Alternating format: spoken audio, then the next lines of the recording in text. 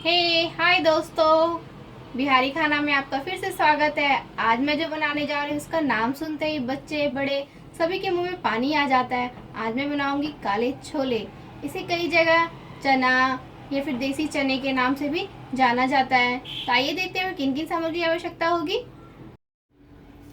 200 ग्राम काले छोले ले लिए हैं, इसे चना भी कहते हैं। इसे मैंने रात भर भिगो लिया था। एक कुकर में डाल के आधा ग्लास पानी के साथ उसमें आधा चम्मच नमक, 2-4 ड्रॉप रिफाइंड का डाल के 2 सीटी लगा लिया। इसमें मैंने सरसों तेल लिया है, इसे हम 4 चम्मच डालेंगे। एक मध्यम टमाटर, धनिया पत्ता गार्निशिंग के लिए, पानी ग्रेवी के लिए।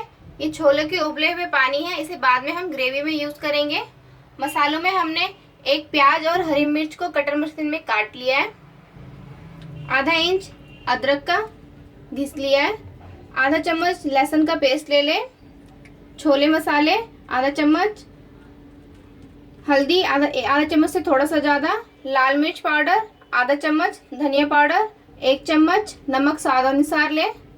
फोरन के लिए 1 तेजपत्ता, आधा चम्मच जीरा और 1 सूखी लाल मिर्च। तो आइए देखते हैं हम किस तरह बनाएंगे। तेल गरम हो चुका है, 1 मिनट तक तेल को गरम कर ले। सरसों तेल का कच्चापन खत्म हो जाना चाहिए। अब मैं इसमें जीरा ऐड कर दूंगी, सूखी लाल मिर्च और तेज पत्ता। इसे हल्का सा लाल होने देंगे। जीरे का कलर थोड़ा सा ब्राउन हो जाएगा तो हम इसमें लहसुन पहले ऐड करेंगे और लहसुन को मिलाने के साथ ही प्याज और हरी मिर्च डाल देंगे। इसका कलर चेंज हो चुका है। अब मैं लहसुन डाल दूंगी।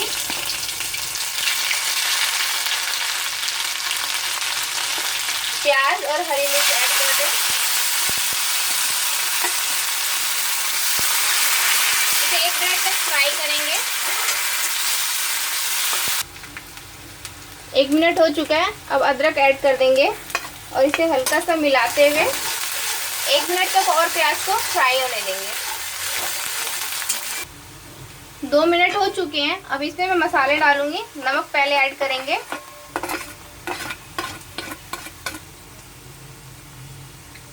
हल्दी डाल देंगे। नमक डालने के बाद इसके साथ ही हल्दी डाल देंगे और लाल मिर्च पाउडर।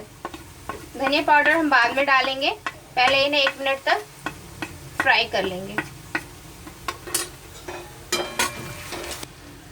अब इसमें धनिया पाउडर ऐड कर देंगे। दोस्तों आप चाहे तो इसे कम तेल में भी बना सकते हैं। अगर मसाला जलने लगे तो उसमें हल्का सा पानी ऐड करते हुए फ्राई कर लें। अब इसे 1 मिनट तक पकाऊंगी। धनिया पाउडर आधे मिनट में ही फ्राई होकर तैयार हो चुका है। अब इसमें मैं टमाटर ऐड कर दूंगी। अब इसे 1 मिनट तक फ्राई करेंगे। अगर ऐसे लगे कि मसाला जलने लगा है तो हल्का सा पानी डालते हुए फ्राई कर लें। हमारे टमाटर गल चुके हैं। अब इसमें मैं हल्का सा पानी डाल के मसालों को फ्राई करूंगी। 2-4 चम्मच डाल लें और इसे आधे मिनट तक फ्राई कर लूंगी। हमारे मसाले फ्राई हो चुके हैं। अब मैं इसमें छोले डाल दूंगी और इसे कम से कम 4 से 3 मिनट तक फ्राई करेंगे अच्छे से।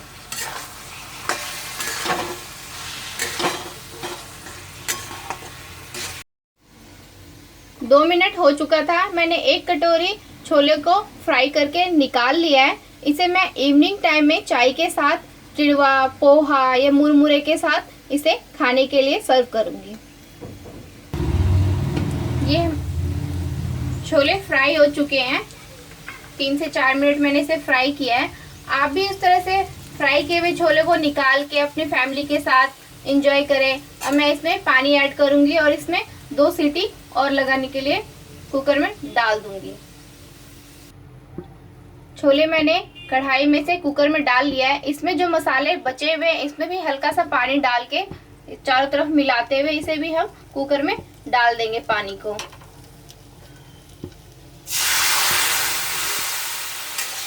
इस तरह से मिला लें। आप चाहे तो प्लकर की सहायता से इसे मिला के कुकर में डाल दूंगी।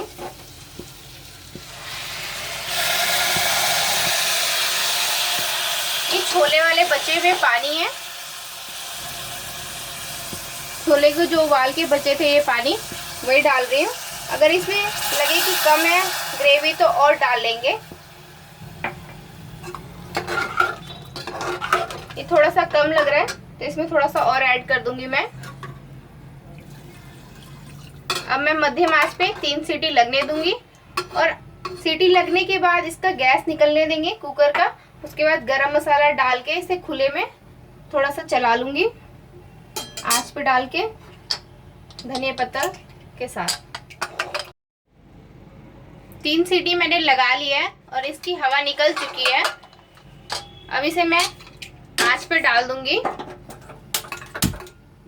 अब इसमें छोले मसाले आधा चम्मच, छोले मसाले, गरम मसाला या जीरे काली मिर्च में से आप कोई सा भी एक पेस्ट डाल सकते हैं। मैंने यहाँ छोले मसाले डाले हैं। इसे मिला लूंगी। इस तरह से दबाते हुए छोलों को मिला लें। हमारे छोले वैसे पक चुके हैं, आप इस तरह से चेक कर लेना।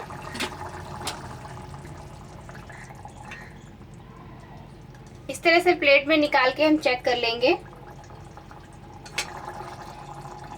ये एकदम से दब रही है तो ये इसका मतलब पक चुकी है। अब इसमें मैं धनिया पत्ता डाल दूंगी।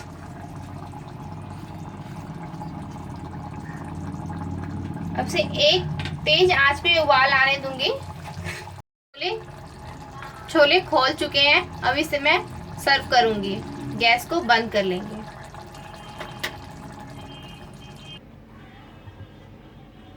दोस्तों हमारे काले छोले बनके तैयार हो चुके हैं। अगर आपको मेरी ये रेसिपी पसंद आई हो तो मेरे चैनल को सब्सक्राइब कीजिए, लाइक कीजिए, अपने दोस्तों में शेयर कीजिए ताकि मेरी आने वाली वीडियो मिस ना हो।